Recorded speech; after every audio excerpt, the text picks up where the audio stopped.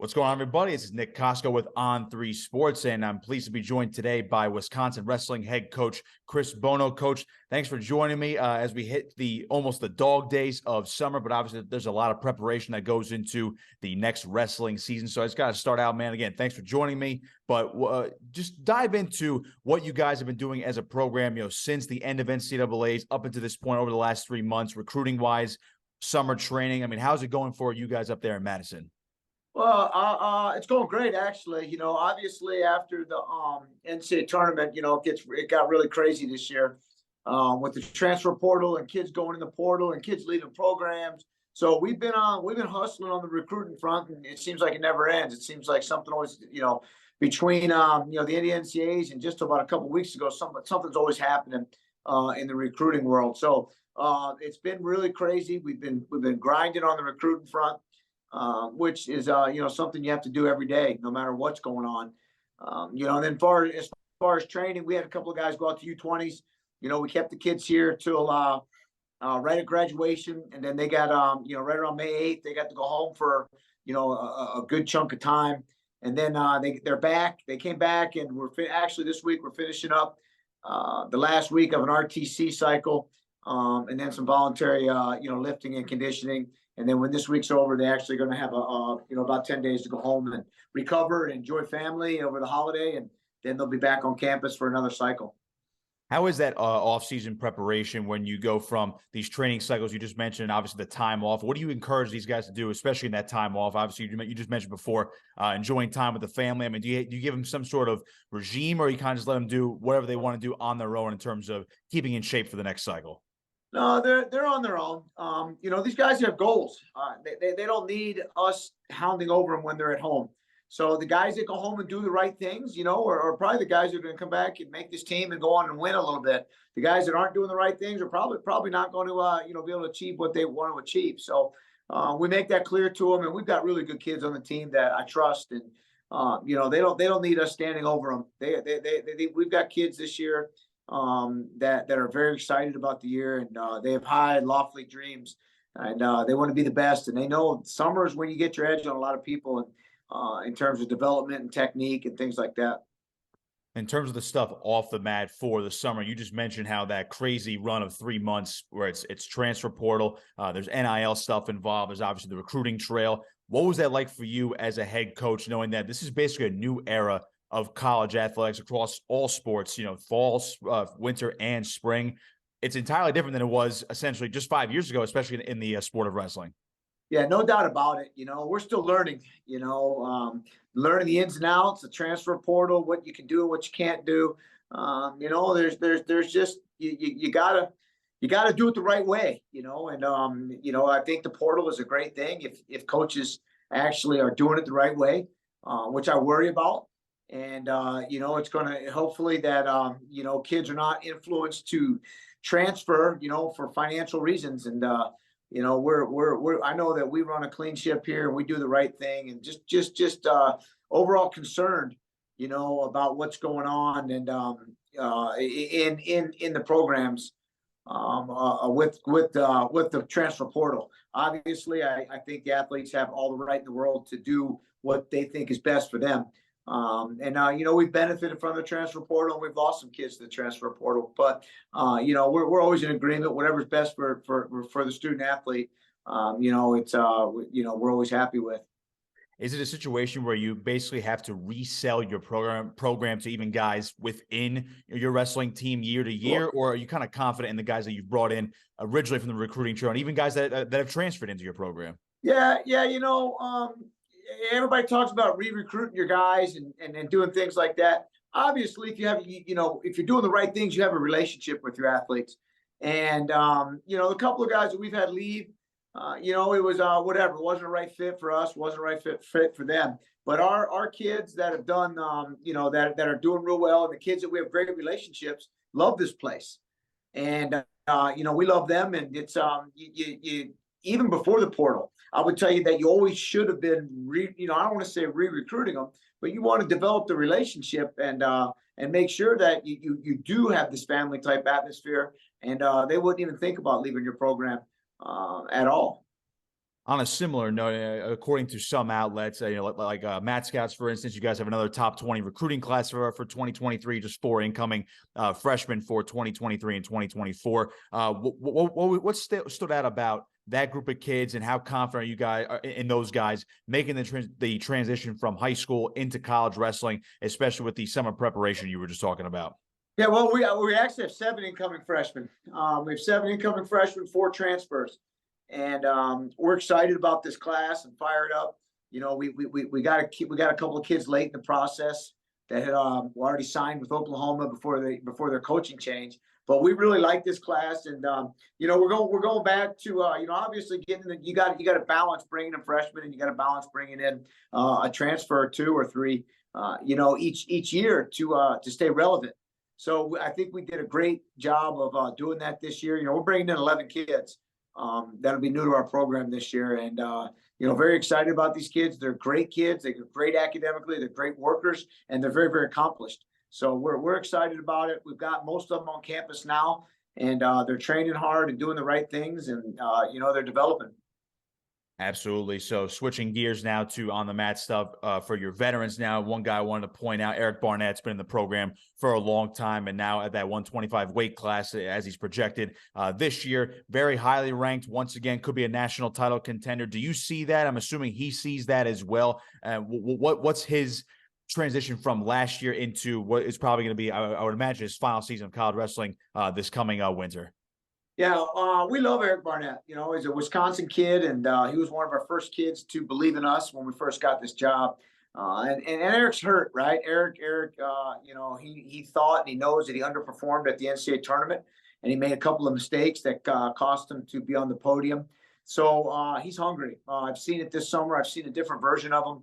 And he's hungry. He talks about losing. He talks about the mistakes he made. And, you get that, I can't believe this happened. So when you get a little bit of that, I believe you're going to see a different version of Eric, because he's got nothing to lose. He's got 1 year to go. He feels like he can win the NCAA championships, and he's working like that right now. And he's one of the leaders of our program. And, I couldn't be more proud of what he's already accomplished, but I think the best is yet. It's going to be right in front of him this senior year, and he's going to go out and do what he needs to do. And hopefully at the end of the day, he's standing on top of the podium. You mentioned how good he is for the program. What kind of leader is he in and out of the room? I mean, how does he influence his other teammates, whether they're in the same class as him, or even such as the new guys like the freshmen or the transfers coming in? Yeah, well, first off, Eric is he's a vocal leader, but he also leads by his actions. He does everything that we ask him to do, plus more. He's always working out on his own. He's doing the extras, and he's also, what makes him a great leader is he's always grabbing a young guy at the end of practice and teaching him this and doing something with this, or after he wrestles someone in practice, he'll stay around and show them what they did wrong.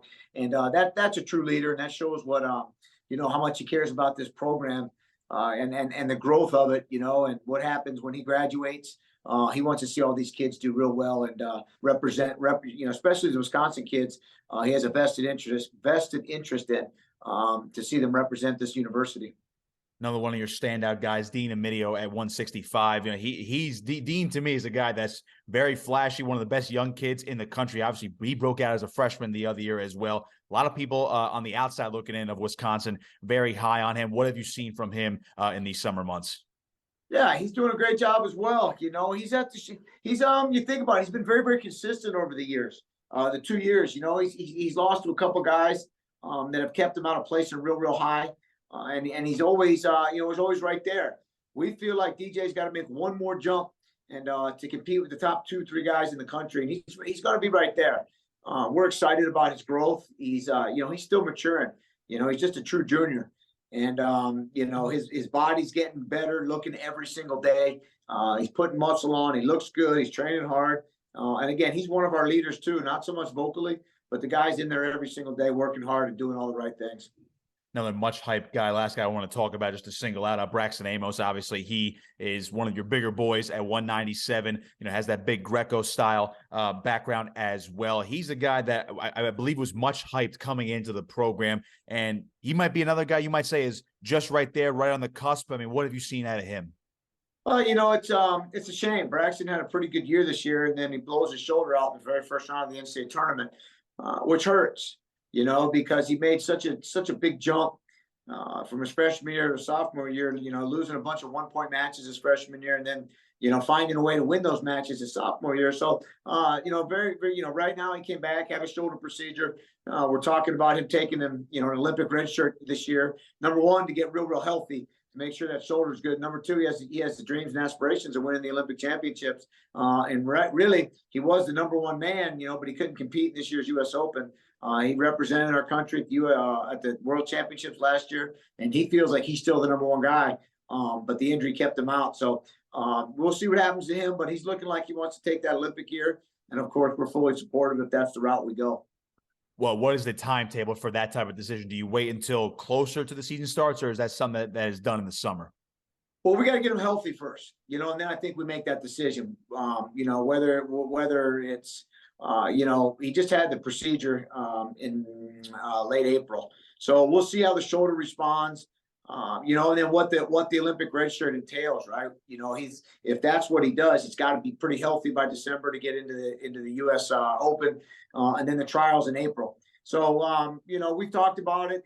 We're leaning that way, but right now he's focused on getting that shoulder healthy and getting his body back in tune, and just feeling like when he's the best version of himself, feeling like that, we'll let him make that decision and we'll move on. Absolutely. Wisconsin head coach Chris Bono with me here on On3 Sports. Coach, a couple more for you. And I got to ask, because this is the premier wrestling conference in college wrestling, the Big Ten. I've talked to a couple other guys who have just seen the growth or I would say the continued dominance of the Big Ten.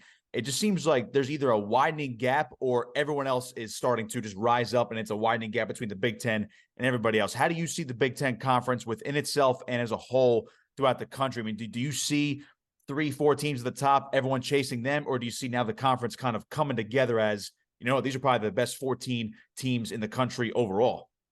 Yeah, I mean, obviously there's one dominant team right now.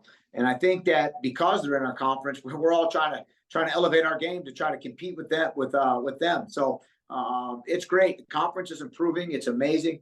There's nothing like the Big Ten dual meet season where week in and week out, you're really getting after it.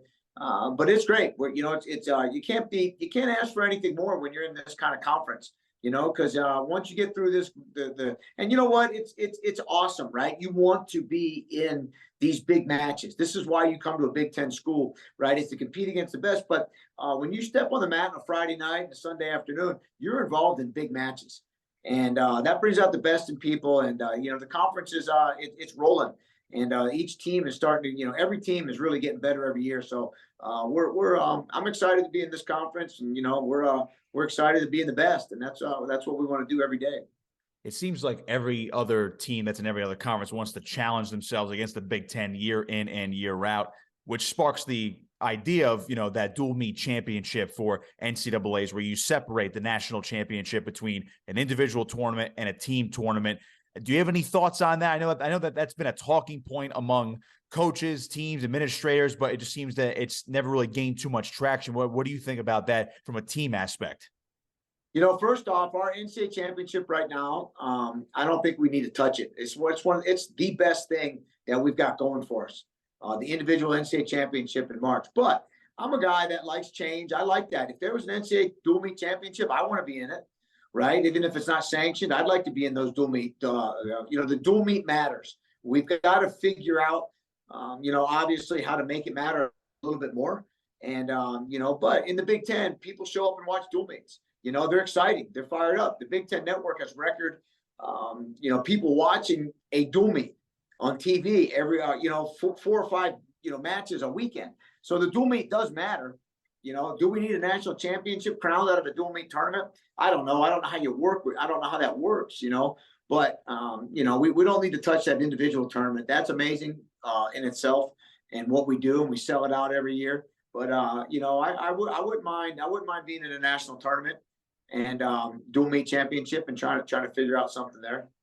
Absolutely. One more for you, Coach. Head coach Chris Bono of Wisconsin Wrestling with me.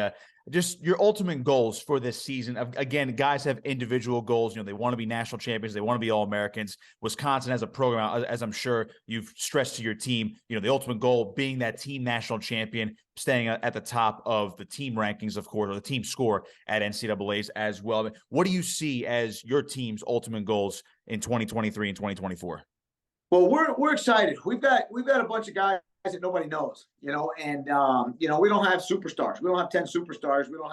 We don't have highly ranked guys. We have a couple of them, but what we've got are guys that are hungry, and a couple of transfers that have something to prove, a couple of young guys that have something to prove, a couple of guys that have been around and haven't really reached their potential yet. So it's a team that I like, just for the fact that they're hungry, and they've got nothing to lose, and they're chasing.